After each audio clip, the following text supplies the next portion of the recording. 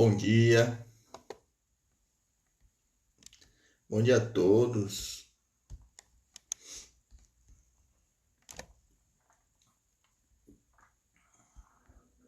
Vamos ver quem é que tá aí. Thaís, Joelson, sempre marcando presença. Mislene e Jarlison. Laísa Beatriz, Will, Marcelo, Andressinha, professora Juliane. Oi, Ju. Bom dia. Conseguiu, né? Micaele, Francisca, Áurea, a Ana. Oi, Ana, amor. Bom dia. Dona Francisca. Bom dia, flor do dia. Bom dia pra vocês também. Vamos cuidar? Hoje eu tô meio escuro, né? Depois eu... Amanhã a gente providencia uma iluminação melhor.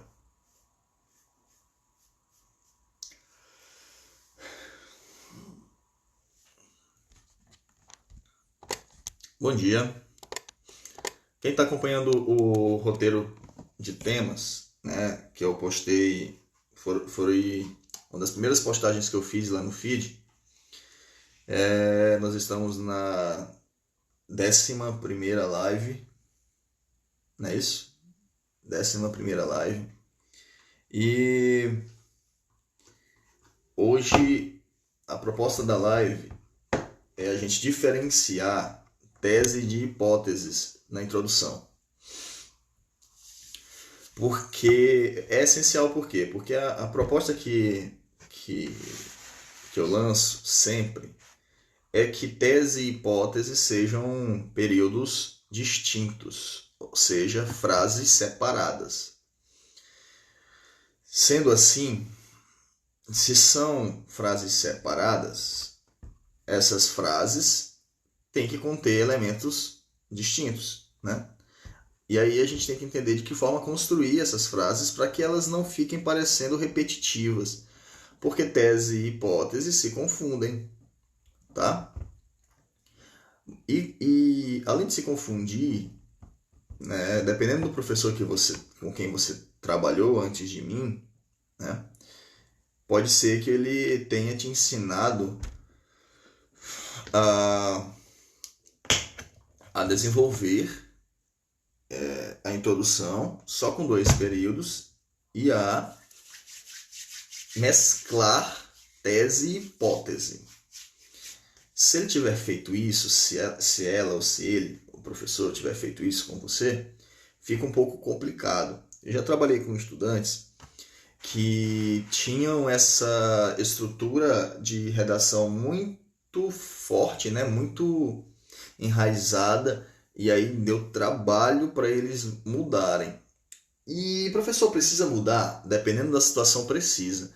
Porque o estudante acaba não conseguindo desenvolver um período que contenha a essência da argumentativa e contenha o ponto de vista dele. Porque ou o período fica muito extenso e ele acaba cometendo diversos erros de pontuação, ou o período fica faltando elementos. E aí, né, qualquer um desses 2 erros vai despontuar você, tá bom? Então, eu falei para vocês que nós, para fazermos a introdução, precisamos responder 3 perguntas. A primeira pergunta, ela vai nos dar a contextualização. A contextualização temática, gente, é a única parte do texto que eu não preciso retomar em momento algum. Em nenhum momento eu vou precisar retomar a contextualização. A não ser, né, sempre tem a exceção, a não ser que hajam sobrado 2 linhas lá na conclusão, e aí você retoma a contextualização, tá? De modo a finalizar o texto apresentando a realidade ideal que será alcançada, atingida, se as tuas hipóteses elas se concretizarem. E aí você retoma a contextualização. Mas, se não tiver restado linha, você não precisa mais retomar os elementos da contextualização, tá certo? Então é isso. Primeira parte da introdução é a contextualização. Já estamos familiarizados com isso. Vai responder a pergunta do que o texto está tratando, como que eu faço a contextualização com elementos do tema, tirando as palavras-chave do tema e escrevendo uma frase afirmativa e explicativa. Existem diversas formas de se fazer contextualização, falamos de 5 delas, né? A que os estudantes mais gostam é a contextualização por alusão a fato histórico, porque demonstra conhecimento de mundo, demonstra leitura, né? Então, assim, os estudantes gostam bastante. O segundo tipo que mais se usa é a analogia, né? Analogia é você tomar uma realidade de outro país ou de outro contexto temático, trazer e comparar com a realidade temática, tá? Do país. E feito isso, feita a contextualização, respondida a pergunta do que o tema se trata, do que o texto se trata, a gente tem que partir agora para os 2 elementos essenciais da introdução. Eu falei para vocês que a contextualização ela não é retomada, ela é uma abertura do texto. Ela é as minhas boas-vindas ao leitor. É o meu carro-chefe. É aquela roupa de primeiro encontro, né? Então, se ela não vai ser retomada, 2 outros elementos serão. Porque eu já falei para vocês que na introdução está contida a essência do texto. Então, se está contida a essência do texto, e se a contextualização não é retomada no texto, significa que a contextualização não é a essência do texto. A essência do texto dissertativo, argumentativo, é o ponto de vista e as argumentações, e os argumentos. Esses argumentos eles precisam ser inseridos na introdução. Há a obrigatoriedade de inseri-los na introdução. Por quê? Porque eles são a essência textual. Entende? Então, o segundo elemento que tratamos ontem chama-se tese. A tese é o nosso ponto de vista acerca do tema proposto. A tese será retomada no desenvolvimento e na conclusão? Sim, várias vezes. Por quê? Porque o texto dissertativo ele vai ganhar o leitor por uma técnica de reforço, né, textual. E esse reforço ele é feito por repetição cíclica de ideias. Então eu vou estar sempre repetindo a ideia e introduzindo um elemento novo para ilustrá-la, subsidiá-la, para reforçá-la, né? Já falei reforço. E esses elementos novos são os argumentos. Então, se na contextualização eu respondo qual o tema do texto, na tese eu respondo o que eu penso criticamente sobre esse tema. O que eu penso criticamente sobre esse tema. A tese é o momento para que você diga o que você acha sobre aquilo. Dizer o que acha é tecer um comentário afirmativo, crítico, ou seja, você vai ter que se posicionar. Posicionar-se é, em grosso modo, ou a grosso modo, dizer gosta, não gosta, é legal, não é legal, faz bem, não faz bem, é importante, não é importante. Tá dando para entender? Se não estiver dando para entender, fala aí que eu repito. Então, o que é posicionar-se textualmente? É você tecer a tua opinião sobre o tema. Muitos estudantes já chegaram para mim e falaram: professor, não consigo fazer tese. E aí eu vou olhar o texto e procuro o período que ele chama de tese e não é um posicionamento. É só um comentário acerca do tema. Comentar acerca é expor a temática. Então fica parecendo que a pessoa está fazendo uma outra contextualização. Então fica parecendo que os dois períodos, um seguido do outro, são dois períodos meramente expositivos. E a proposta do texto não é essa. A proposta do texto não é expor a temática. Por quê?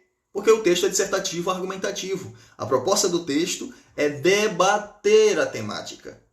O leitor ele tem que se sentir como se ele estivesse em um debate, em um encontro discursivo com o autor. Para isso, a gente tem que tomar muito cuidado com a forma como nós apresentamos essas ideias. Então, a primeira ideia ou a primeira informação apresentada no texto é composta pelos conceitos principais do tema, apresentados da forma como você bem entender. Mas você não vai fazer análise crítica nenhuma no primeiro período. Você não vai se posicionar no primeiro período. A única coisa que você vai fazer é apresentar o tema. Deixa eu coçar as costas aqui.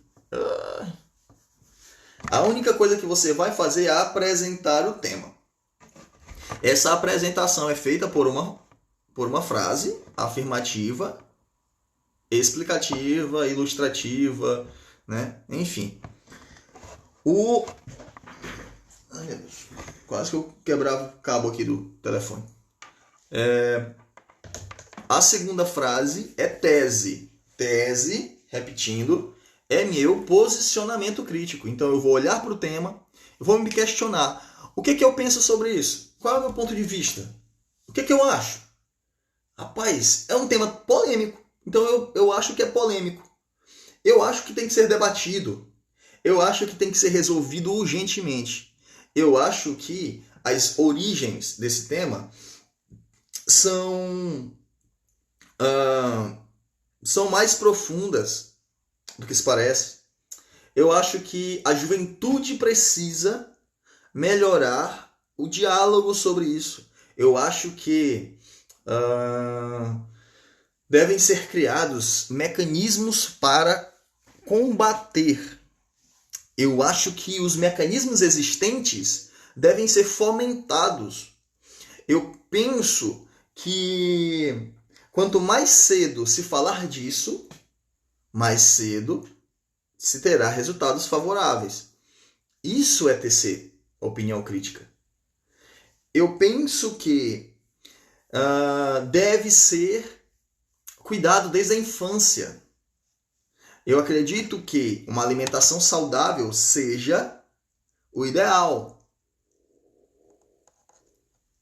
Ok, nos posicionamos criticamente. Mas, e agora? O teu leitor ele vai perguntar, na hora que ele vê o teu posicionamento, ele vai se questionar. Ok, deve-se debater para se chegar a respostas favoráveis, né? Enfim. Mas de que forma eu vou fazer esse debate? Ou então, com quem eu vou debater? Quem deve debater? Onde deve se debater? Então, todas essas perguntas, elas precisam de respostas. Nós já falamos lá na primeira live que o texto dissertativo argumentativo ele não pode deixar perguntas soltas. Ele não tem condições de deixar indagações para o leitor. Sendo assim, ainda na introdução, nós devemos inserir um terceiro elemento. O primeiro, contextualização. Segundo, tese do que o tema trata, o que o autor pensa sobre ele.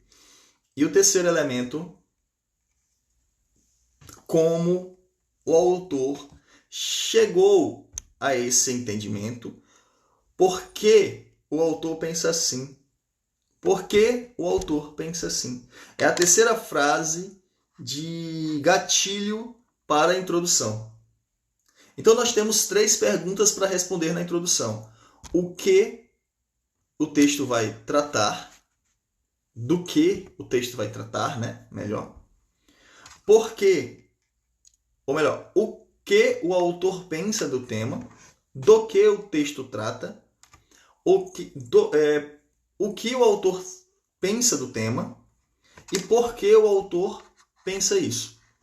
Do que o texto trata, qual é o tema do texto, o que o autor pensa sobre esse tema, sobre esse recorte temático que ele fez, e por que ele pensa nisso.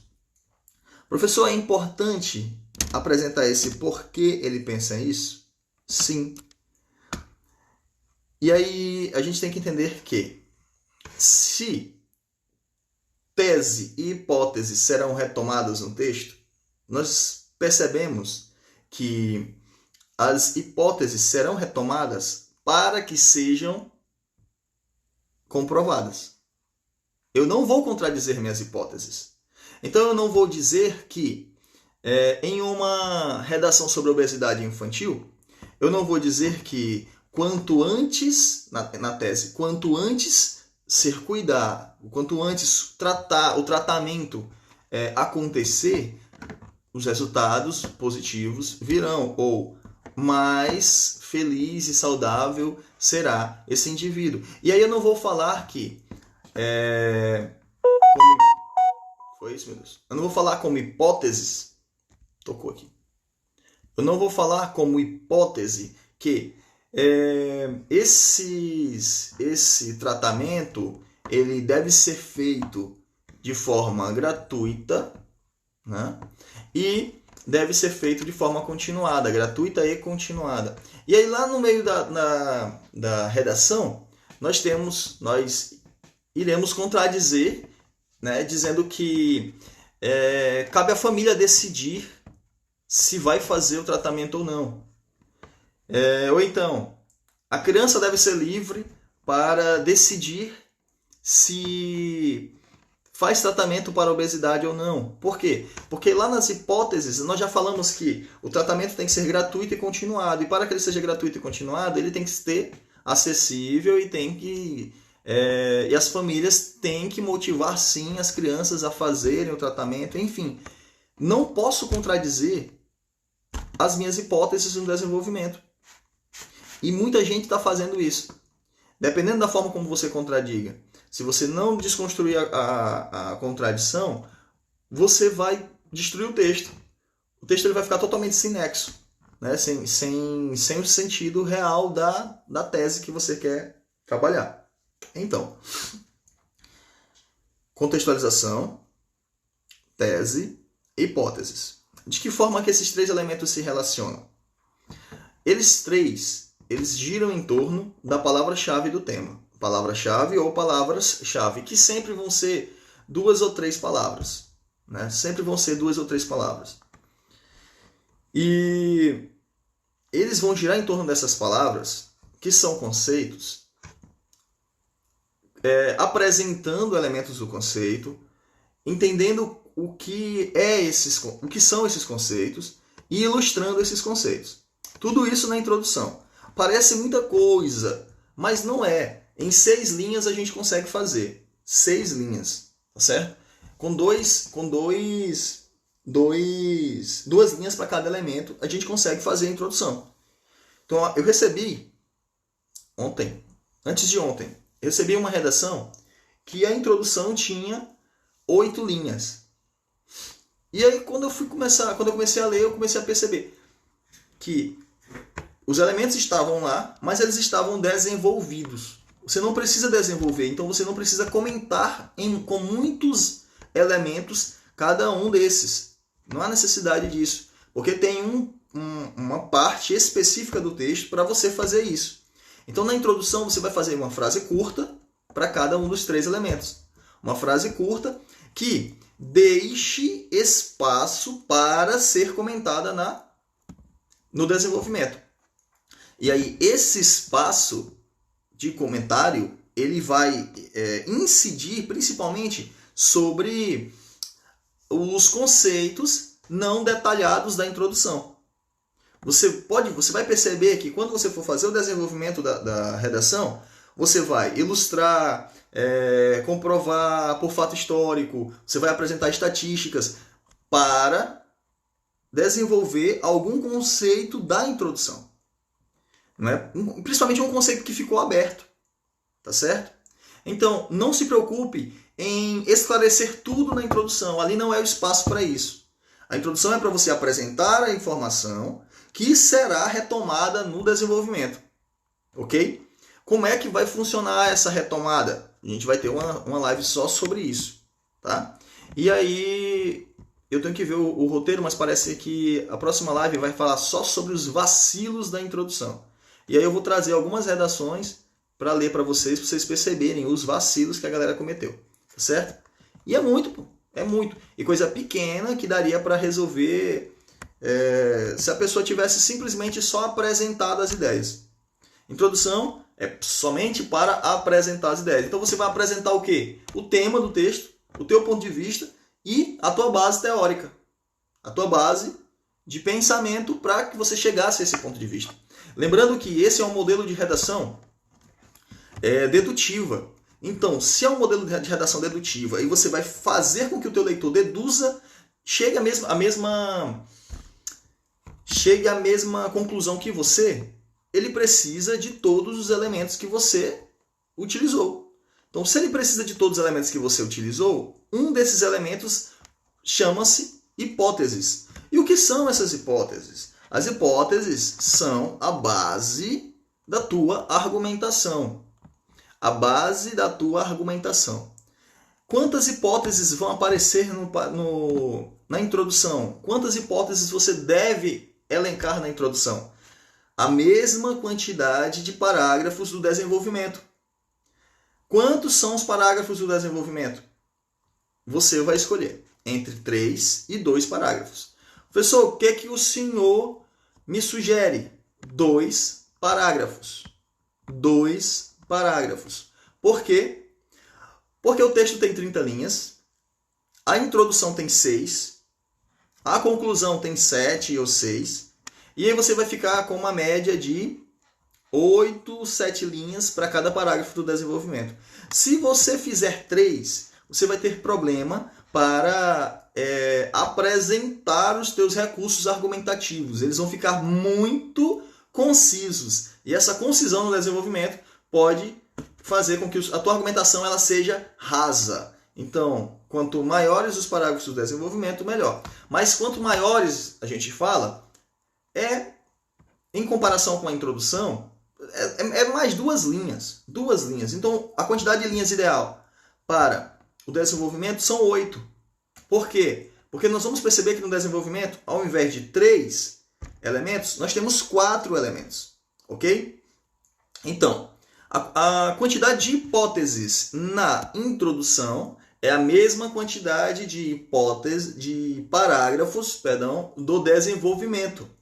Sendo assim, e eu estou sugerindo que você faça 2 parágrafos de desenvolvimento, você vai ter 2 hipóteses.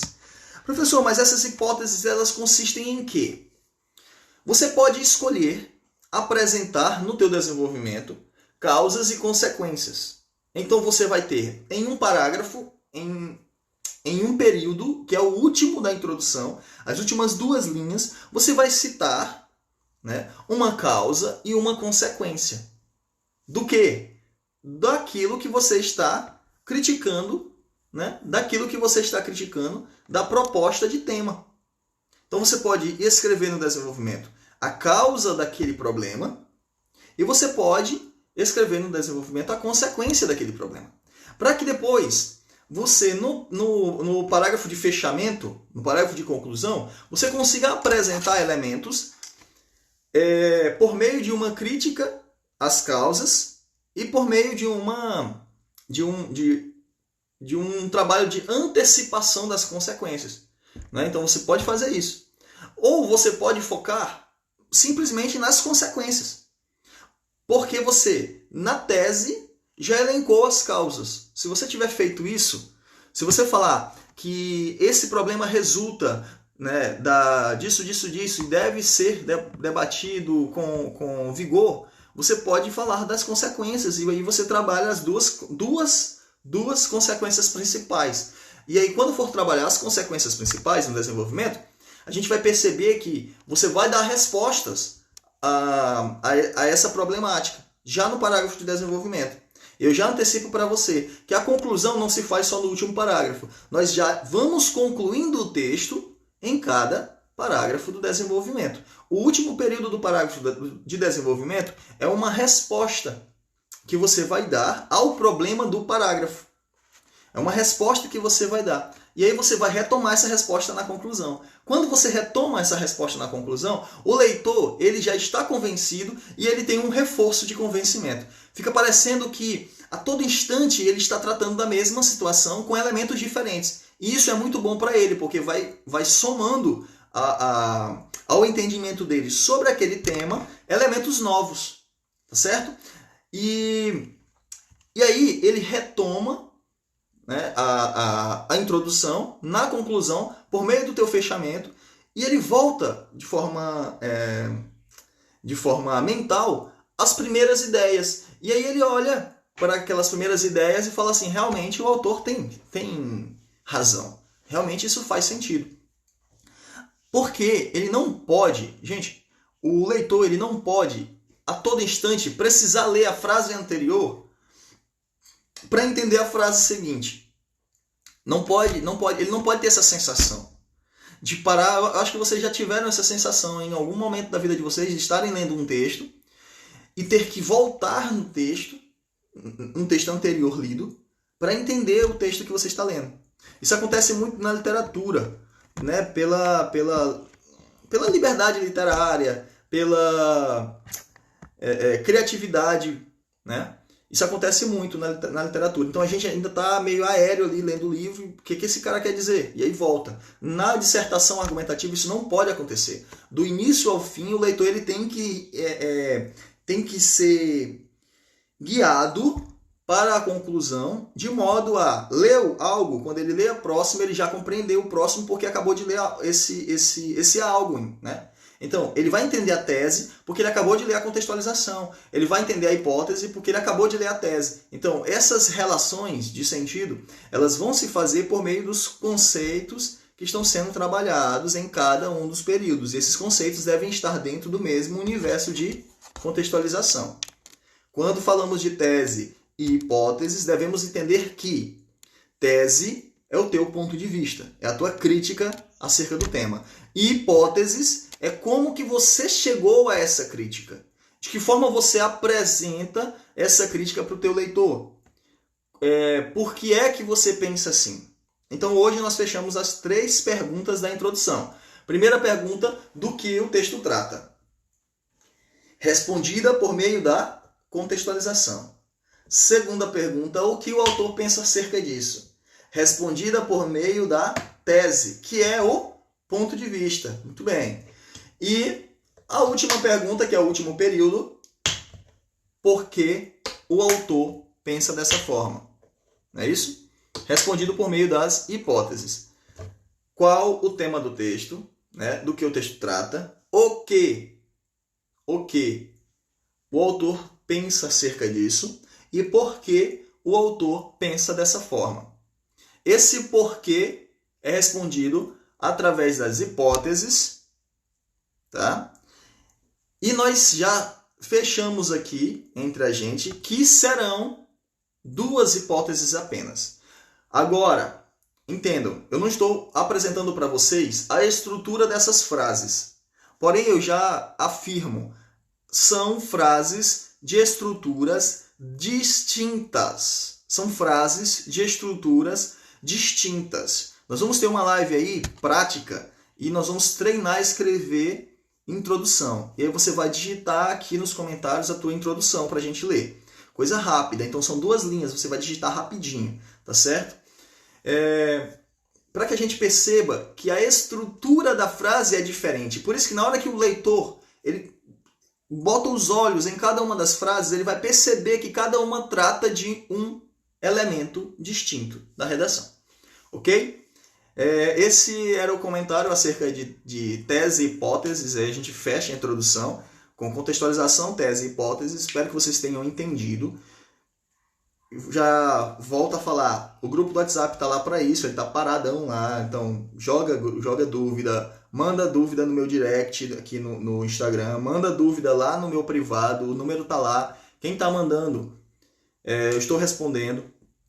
E eu espero que vocês estudem, gente. Estudem. A prática, ela é o caminho para que as nossas redações se tornem 1000zonas, né? Não tem condição de eu sair de um texto que vale 600 para um texto que vale 1000, sem que eu pratique, erre, é tentativa-erro. Por quê? Os professores, eles têm mais contato com textos, eles têm contato diário com textos. Então, em virtude disso, nós temos mais facilidade de visualizar os erros que são cometidos. Sendo assim, escreva e nos mande. Não estou falando para mim mandar a redação, estou falando, você tem aquele professor amigo seu, manda para ele. Você tem aquele amigo que é fera em redação, já tirou 1000 em várias vezes no Enem, manda para o cara, pede ajuda, né? Não fica sozinho, você não está sozinho. Esse é um momento que nós devemos nos ajudar, principalmente agora, né? com esse afastamento social, não é isso? Então, em virtude desse afastamento social é que eu também estou realizando essas lives. Façam de tudo para buscar ajuda com as melhores pessoas, tá certo? Eu estou disposto a ajudá-los, estou aqui para o que precisarem dentro dessa área de produção textual. E para finalizar a live, eu quero fazer um convite para vocês. A professora Juliane, ela está até aí, não sei se ainda está, ela está aí. Ela está desenvolvendo uma oficina, né, de escrita criativa. Eu já postei no meu story a chamada para essa oficina criativa. E o tipo textual da oficina vai ser poema. O nome da oficina é Poemize-se. Tem todos os detalhes lá no story. Vou jogar, Juliane, bom dia, Ju. Vou jogar novamente no grupo o encartezinho para que você dê uma olhada, tá certo? Até porque a gente já apresentou um concurso de textos que vai ocorrer, né, pela Associação Maranhense de Escritores Independentes. A sede da associação é aqui em São Luís. E eles têm uma livraria, é muito legal. Então tá tendo esse concurso, tá aberto também. Sugiro que vocês leiam o edital, vejam como pode participar. A participação desses concursos é muito interessante. Eu participei de alguns já. E em virtude do concurso, né, essa oficina vai ocorrer. E também porque a Juliane também ela desenvolveu agora, está iniciando agora um projeto muito interessante, que é o Nós Escritores, para fomentar e para valorizar a escrita regional, né? Façam de tudo para acompanhar essas iniciativas, porque são iniciativas muito válidas. Pode ser que o que está faltando para você é só um empurrãozinho para que você se torne um grande escritor. E pode ser que esse empurrãozinho você vai encontrar nessas iniciativas, nessas oficinas, dentro desses perfis, né? Então invista nessa área, é uma área muito interessante, muito boa e muito promissora, né? E com relação à redação, escrevam, tá certo? Vou mandar para vocês, se não agora, um pouco mais tarde, porque eu tenho alguns afazeres agora da Academia de Polícia, mas vou mandar para vocês um modelo de folha padrão para que vocês treinem redação, tá certo?